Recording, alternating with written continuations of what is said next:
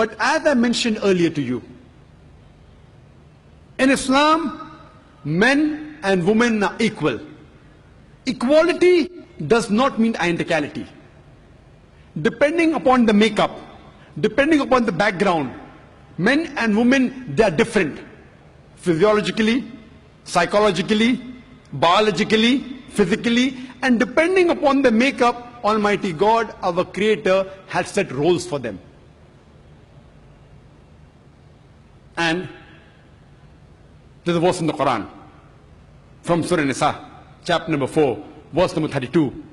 The ayah, our honored Qari from Saudi Arabia, Dr. Uthman, recited. The third last ayah he recited, Surah Nisa, chapter 4, 32. It says that do not covet things.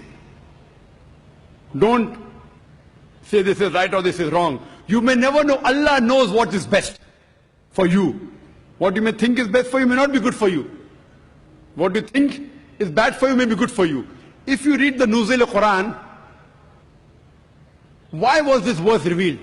This verse was revealed because the wives of the Prophet, they objected to the Prophet and said that why can't we too go for jihad? We want our rights. What about inheritance? Why aren't we equal? This verse was revealed.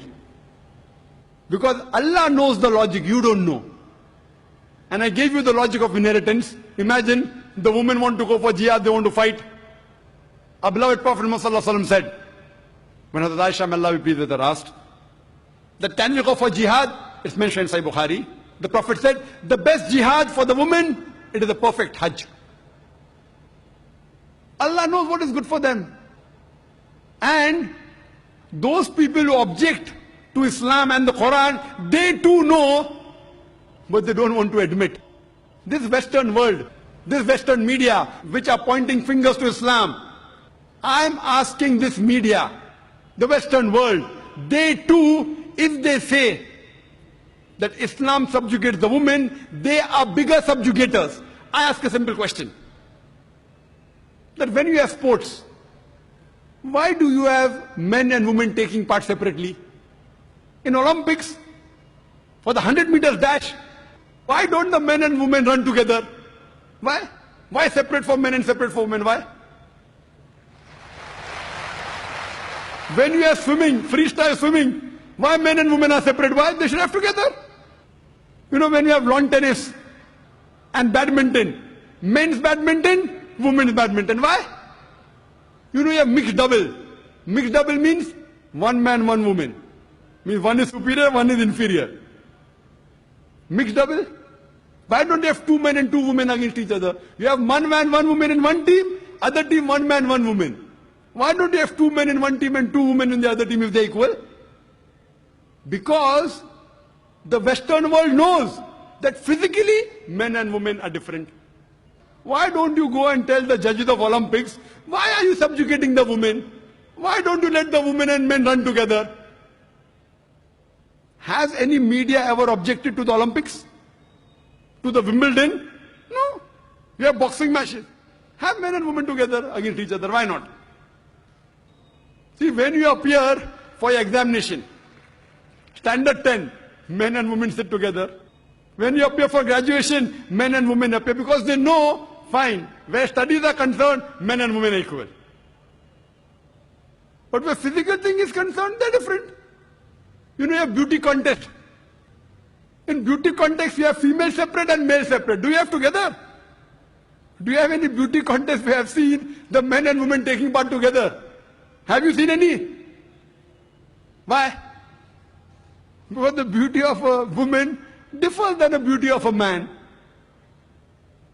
So even the Western world knows that, but they don't want to admit it.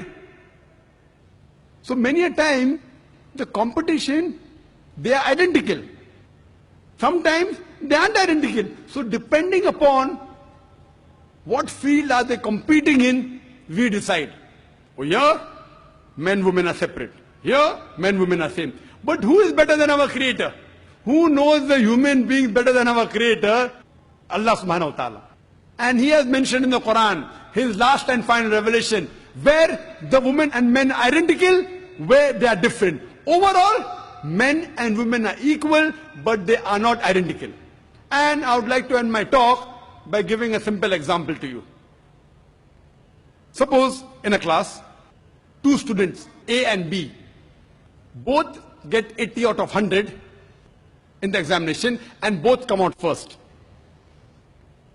When you examine the answer sheet, the 10 questions, each carrying 10 marks. When you examine the answer sheet, you come to know that student A got 9 out of 10 in answer number 1. Student B gets 7 out of 10 in answer number 1. So in answer number 1, student A has a degree of advantage over student B. In answer number 2, B gets 9 out of 10 and student A gets 7 out of 10. So in answer number 2, student B has a degree of advantage over A.